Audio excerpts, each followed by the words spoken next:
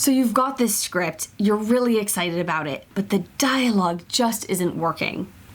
Good news, I love dialogue and I want to help you out. Hey friends, welcome back to my channel. If you're new here, my name's Megan. I'm an aspiring TV writer and I have provided feedback on dozens and dozens of scripts, which has taught me so much about how to make them work and what might be hurting you in your script. I am somebody who loves dialogue. It is one of the most natural parts of writing for me, and even before I wrote scripts, it was my favorite part of the writing process. And it's also the part of my writing that I most consistently get compliments on. So I kind of wanted to do like a script dialogue masterclass and dive into different parts of dialogue, why something might be working or not working, just digging deep.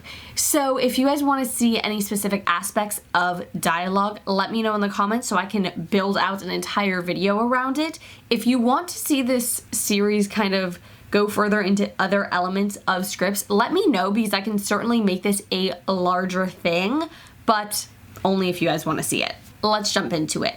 Today, I want to talk to you guys about things that you might be doing in your scripts that are just not making the dialogue work, that are making the dialogue not stick out or stick out for all the wrong reasons. Your script is how you're connecting your story to your audience. And dialogue is the most direct way that you're able to present that story to your audience. You have control over other things, but the most direct way that you communicate with your audience is through the dialogue. So you want to make sure that your dialogue is supporting the story you want to tell and serving that story as best as it can. Today, I want to talk about the things that may not be working in your script and why. Because I find for myself personally that if I understand why something is a problem, how it's not working, the analysis of it, and just the deeper reasons why something is the way it is, I can move forward so much clearer and so much easier. If I fix the dialogue in a scene, it's not helping me in the next scene without understanding what wasn't working at the root level. The first thing that always sticks out to me in a script is if you are constantly mentioning the characters' names in the dialogue. First of all, it just feels like you're trying to introduce the characters and not being creative in how you do that. It also, we don't walk around saying, hey Megan, hey Veronica, hey Vanessa, hey Jessica. Like, people don't just walk around like that, and when they do, it's not done super frequently. And I think there's an important difference between natural dialogue in real life and natural dialogue on a screen. They're very different forms of speech and they serve different purposes. They require different balances and different skills. So if you're trying to replicate social dialogue for screen dialogue's purposes, you might be missing the mark, and if I'm honest, you probably are. The whole idea of why mentioning the names is an issue kind of bleeds into the next problem, which is way too much exposition in your dialogue. If your dialogue, and this usually happens most in the beginning of a script, is just rattling off what the story is, it feels written. It feels like I am reading something someone wrote, which does not have me immersed in the story, which is what you want your audience to be. And I'm not saying to never have exposition in your dialogue. It's not realistic and it's not a useful piece of advice. But if your dialogue is overloaded with exposition, that's going to create a big issue, and it's going to create a block between your dialogue and your story. And on the other side, behind all of that, is your audience. Now, going back to the point of social dialogue and dialogue for the screen, when we talk to each other in person, we exchange pleasantries. Hi, how are you? Oh, I'm good. How are you? How are things with Bill? All of those things. Now, there are many different reasons that that's not appropriate for screen dialogue. One, it's really a waste of time and space. We are accustomed to those greetings. We're accustomed to those things. It kind of becomes background noise. And when you're looking at a story, you don't need the fluff, you don't need the background noise.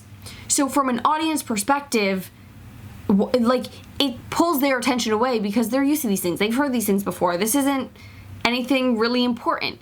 So if you're going to include something like that, be really, really sure that it has a very important purpose for your overall story and for what's being communicated. That needs to be done really intentionally. The other reason that's a problem to have that extra time in there is because filming is very expensive. Think about what it takes to film. Think about all of the hundreds of people that are on a set. They're all paid for the time that's spent there. There are so many different things that factor into the financial cost of anything being filmed. You don't want to be wasting time. And, there are certain things you can't help. You have to do different takes, or things get cut out in post. But things like, hey, hi, hello, what are you doing? Oh, I'm not doing much. What are you doing? That is a place where you can automatically know it's not going to be worth your time. Again, unless you have a specific purpose for it. So cut those things out of your script. That is the first thing to go through your script and do, is cut that out. I've talked about this before. I'm going to talk about this again and again because I think that it's something really easy to mess up. And that's being super preachy in your dialogue. Again, really in your whole script, but it happens a lot in dialogue. I know it's a bit of a confusing thing to say, but when it's really, really clear that a writer is trying to get across a point, a perspective, even when I agree with that perspective, as soon as that happens, I'm taken out of the story. Sometimes it works. I'm not going to say it never ever works. Of course it's worked in many stories. But when I'm reading a script from a competition or something like that, the amount of times it works is tiny. And in the grand scheme of things, even in produced films, it's not the kind of thing that you see all the time because it very rarely works well. It puts pressure on your audience. It doesn't allow the audience to form their own conclusions. I guess the best way to kind of talk about this is, when you're in school and your English teacher is having you read Shakespeare or whatever, and she's saying, well, why is the cape red? Right? Whatever. There's no one answer. You can use the context of the era that the writer grew up in, what happened in their family life, in their personal life, whatever. There's a lot of context. You can use the context of the piece that you're analyzing to come up with reasons why the author would have either consciously or subconsciously made the cape red. But in reality, there's no one conclusive answer. Even if the author is given a conclusive answer, there's so much opportunity for exploration and subjectivity in literary analysis. And that's kind of the same as whether people realize they're doing it or not. When you watch something, we're analyzing it in our own way. We may not be doing it in the most professional way or the most detailed way, but our brain is analyzing what we watch. And if we're given the path that we're supposed to go on, and if we're told how we're supposed to feel about it, it boxes us in, and I don't think our brains like that. I don't think we like to be told this is the only path. And I think that you can incorporate context that brings things in a certain direction, but when you start forcing the audience to see things a certain way and only leave room for that interpretation, you really minimize the impact your story can have. Another thing that can really take apart your dialogue is if you don't have enough subtext. And that can mean that you're just being too direct. It can mean that you're just saying every single thing. So for example, if your characters are constantly just saying how they feel, that doesn't leave a lot of room for subtext. And I know that sometimes, we try to do things a little bit differently because why can't the characters just talk about how they feel rather than being passive aggressive or whatever? But if you're constantly just expressing how people feel, one, where's the story, right? There needs to be tension and drama to move things along. But on top of that, it doesn't allow the story to develop for itself. Similar to the issue of being preachy, it leads the audience one way. It doesn't let the audience understand things on their own terms and in their own way. And even if, again, you're leading to one place, leaving room for the audience to understand it personally with their own context of their own life allows them to connect with it so much deeper.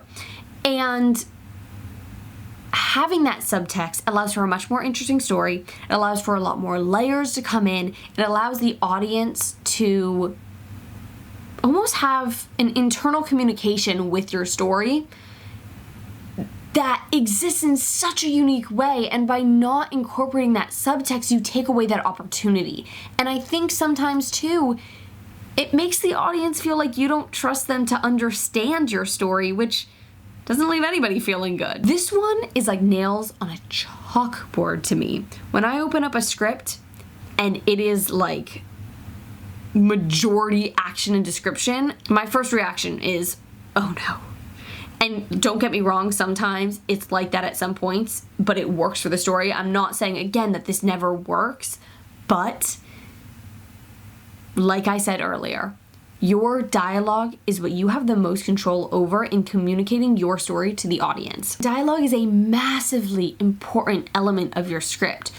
So if you're not putting the appropriate focus on it, are you writing a script or are you writing a book that's being filmed? Does that make sense? Scripts come to life with their dialogue, and it's such a disservice to the story to not give that its proper standing. Again, there are stories that benefit from other formats, but in the general sense, if you're focusing so much more on the description and the action, one, when you've got a reader, it can drag the pacing and make it really difficult to read.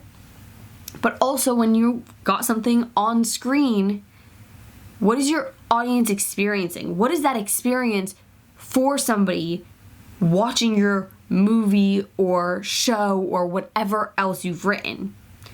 Are they just staring at a silent screen? What's happening there? That's everything I want to say about dialogue for today. I hope this was a helpful video, and let me know again if there's anything else in this series or an expansion of this series that you want to see. If you like this video, go ahead and give it a thumbs up, and if you want to see anything else, let me know in the comments. If you're new to my channel, make sure you subscribe and press the notification bell so you don't miss any of my new videos I post weekly. Thank you so much for watching. I'll see you next week. Bye!